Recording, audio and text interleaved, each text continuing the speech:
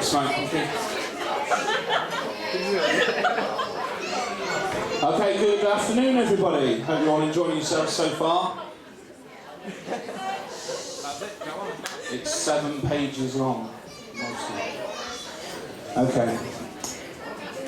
If there's anybody here who's feeling worried, nervous or apprehensive, you're either me, because I am, or you just married Laura Simmons.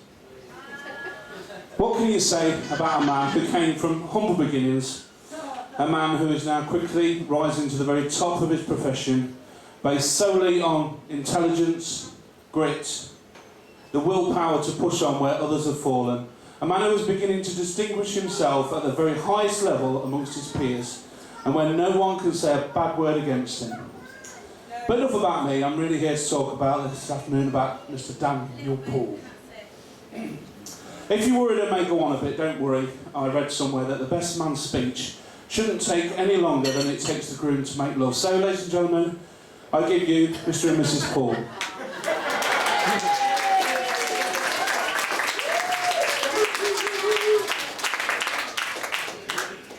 Only joking. I'm not going to speak too long today because most people are sick of my voice by now anyway. In case you haven't met me before, my name's Wayne. I have the great honour of being best man today. I can't tell you how overwhelmed I am that Dan has made me part of his family. First, by asking me to be godfather to his first beautiful daughter, Ava, and again, best man today. I mean this from the heart. I never thought I would be valued so much that I will be blessed in this way. No, I could stop shaking. So there was a tear when I was writing it. Before I start, I'm going to put it down there, it'll stay still. Before I start, can we say a big thank you to the bridesmaids, Ava, Sophie and Shannon. Don't they look absolutely gorgeous? And Laura looks absolutely amazing. Please give her a big round of applause. And I actually got a hug off her today as well. I think that was the first time ever. So let's talk about Dan. I can honestly say, in all the years I've known Dan, no one has ever questioned his intelligence. In fact, I've never heard anybody even mention it. I'll give you some examples. His mum told me he was a slow starter. At play school, he was different from all the other 5-year-olds. That's because he was 11.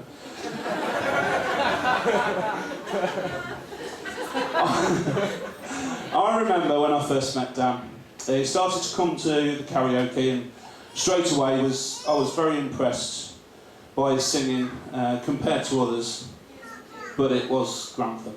When I first spoke to Dan, I thought he was a bit posh because he was well-spoken, always dressed smartly, including a very long black jacket that he always used to wear. Yeah, bit 90s that was, wasn't it? I'll have to be honest, even though now he's not posh, I know he's not, I still think he's every bit the gentleman that he was back then. I know a best man usually comes up with lots of funny stories about himself, the groom, being drunk and stupid. But Dan's not a big drinker, and usually one of us is working when everybody else is out having fun. But one time I can remember us both very drunk. I think Moggers was there too, even though I discussed it with him last night and he said he wasn't, but I've slept since then. We suddenly decided to have a race up Wharf Road, past the bus station. I was pelting it up the road as fast as I could wobble, and I was thinking, yes, I'm beating Dan. And I looked back to see him chucking his guts up in the bushes, so it was a little bit of a hollow victory.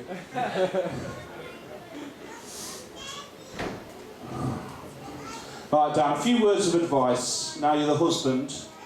Let's set some ground rules and establish who's boss. Laura. And finally, when I think of Dan and Laura's marriage, I think of a creation of chaos between their minds. I look forward to being a part of their lives and having them both as a part of my life for many, many years to come. Nobody else could possibly stand here where I am right now and feel more proud and honoured than me to be able to represent Dan on this, his most important day of his life.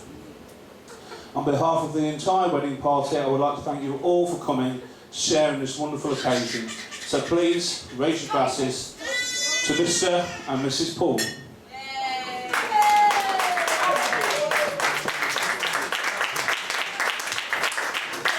And ladies and gentlemen, the groom.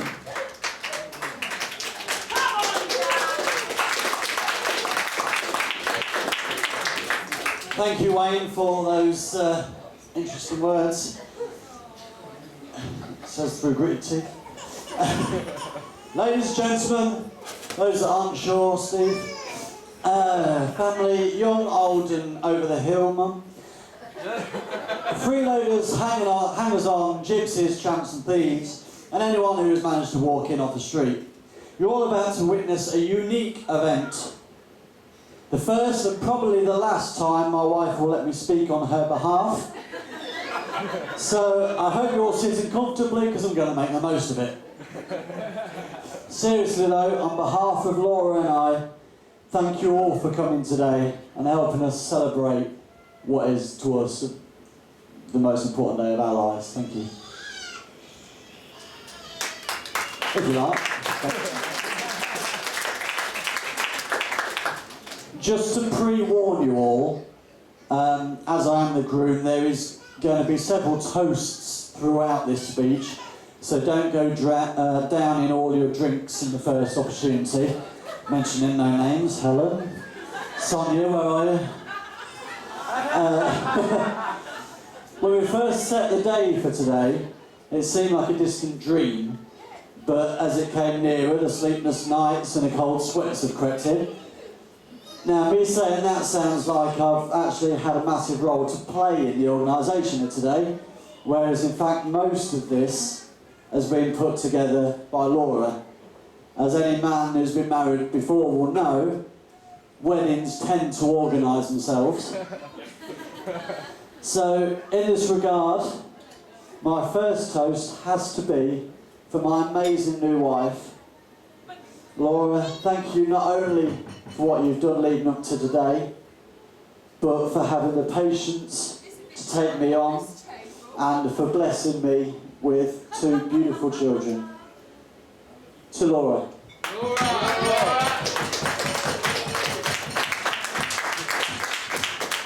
Secondly, I'd like to thank Helen, who, as well as being our personal bank account for the last year or so, storing our money before we've got a chance to spend it ourselves. She's also helped a great deal, not only with her financial contribution, but with the organising of all this. So, everyone please to Helen.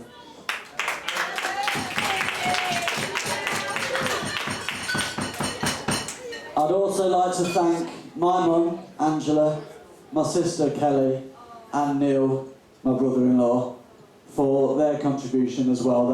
They paid for a big chunk of the transport today, which I'm sure you'll all agree gave Laura the start of the day that she really deserves.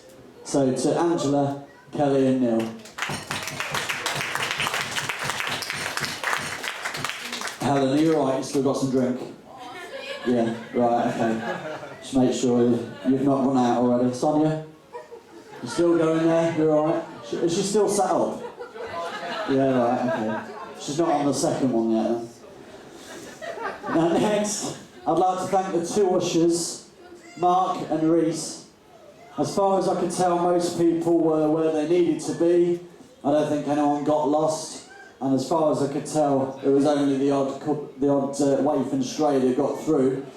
Also a special thank you to Mark. Where is he? He's holding the camera there. Mark, for his contribution to the wedding as well. Thank you to Reese and Mark.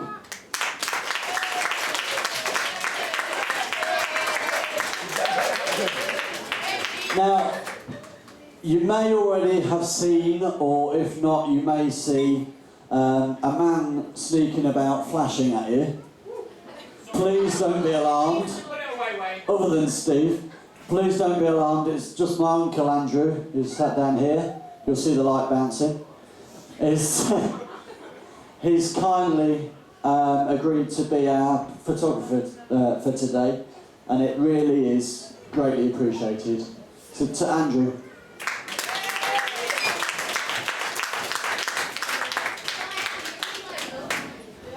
Right, don't worry, I'm almost done. That's probably not the last time I'll be saying that tonight.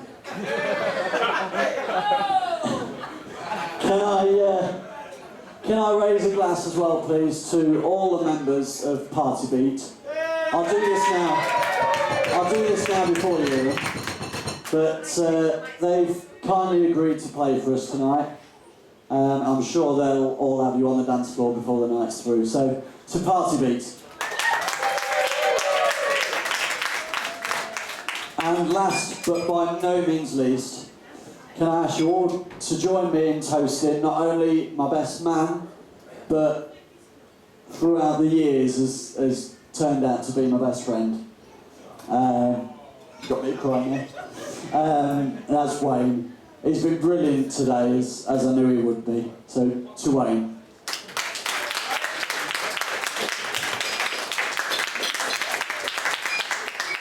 Now, all the formalities are gone. We're just all going to get drunk, have a great night.